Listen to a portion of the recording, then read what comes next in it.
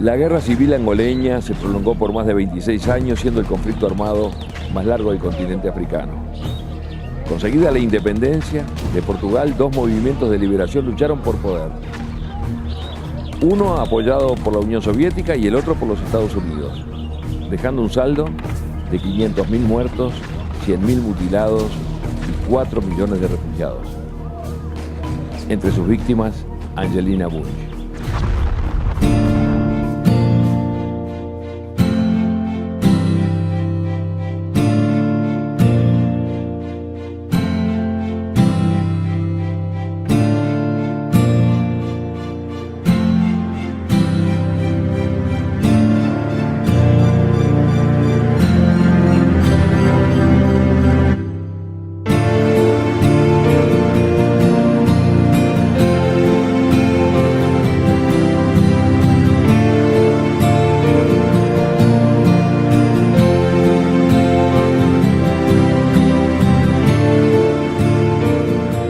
Angelina, ¿a qué edad dejaste de pensar de que la guerra era algo normal?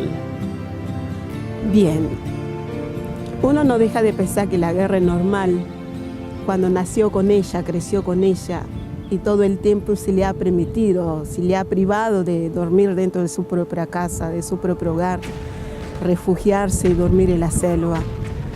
Por más que llegue a un lugar donde pueda dormir toda una noche en una casa, en un hogar, en una cama, las primeras noches aún son difíciles, pero el simple hecho que al día siguiente pasaron los días, ve que esas cosas no suceden, entonces ahí uno se da cuenta que existe un mundo distinto, un mundo sin guerra, un lugar diferente. Dice el proverbio, un famoso proverbio africano, dice, pasito a pasito se llega al cielo.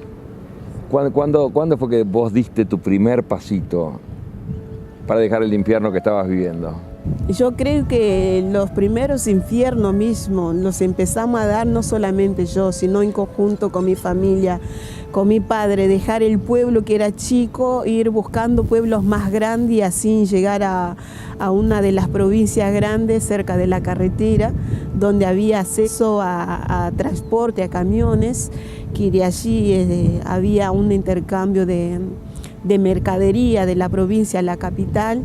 Y ahí es como que llegar a un mundo algo civilizado, porque quizás en la capital de Angola, ahí podría estar ese mundo que estaba dibujado dentro de los libros. O sea que tu cielo era Luanda. Mi cielo en ese momento sí era Luanda, era Luanda.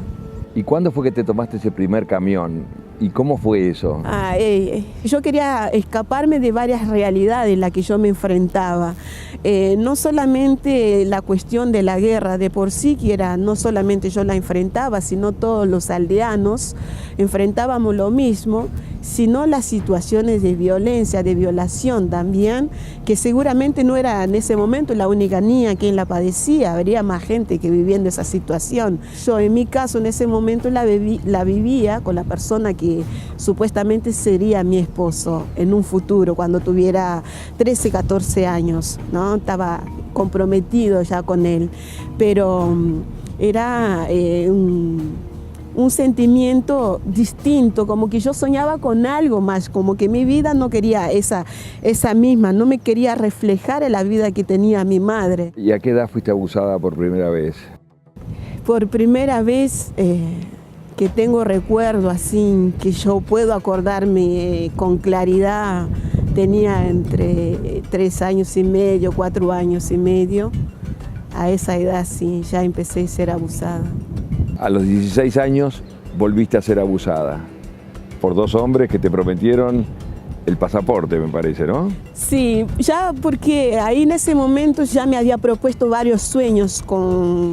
A los 9 años yo me había propuesto salir a estudiar, a encarar el mundo, terminar la primaria que había empezado en la provincia, ver esas niñas distintas a mí que iban de diferente forma a la escuela y decirme a mí misma, yo quiero ser igual a ellas, yo me quiero ir de ese país en un futuro, al mismo tiempo, pero para lograrlo tengo que trabajar, pero para eso primero trabajar, conseguir un pasaporte y después irme de Angola Entonces empecé a trabajar para mis sueños y esa ansiedad, ese sueño, ese deseo del pasaporte me llevó a esa desgracia que para mí fue una desgracia porque la verdad me dejó secuelas, me provocó problemas de salud importantes y lo pude superar. El deseo de vivir pudo mucho más que el sufrimiento que me tocó vivir. Angelina, tuviste la oportunidad de volver a Angola 17 años después. ¿Qué encontraste en Angola? La verdad, para mí, el solo hecho de pensar que tenía que volver a Angola era muchas emociones encontradas. Pude, después de 17 años, volver a ver a mi madre, escuchar su voz y poder hablar un poco el dialecto con ella. Eso fue muy emocionante. Y ahora que tuviste la oportunidad de despedirte, porque cuando el camión no te despediste, pero ahora, ¿qué te dijo cuando te fuiste? Me dice que era una hija ingrata, que yo debería estar con ella, porque yo reclama, porque yo soy la única hija mujer, que era mi obligación estar con ella. Y digo, sí, lo reconozco, sé que es así, siempre fue así, pero yo siempre fui distinta, además de los hermanos, siempre fui soñadora. Sobreviviste a muchas cosas. Sobreviviste a la guerra, sobreviviste a los abusos sexuales, sobreviviste a los animales salvajes, a las minas, sobreviviste a todo. Dame una palabra sola que diga cómo lo hiciste. ¿Qué palabra te puedo dar? Yo qué sé, suerte, no sé si es suerte. Por ahí es suerte. Es la suerte que tuve porque no era mi momento. Sí tengo varias, mismo como dice el libro, huellas.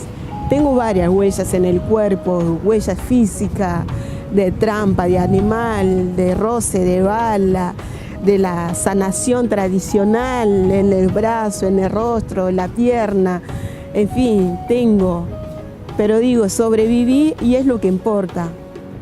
¿Cómo se dice en Kimbundu? Muchas gracias, mujer valiente. Tanakwe, mumama, kukwesa.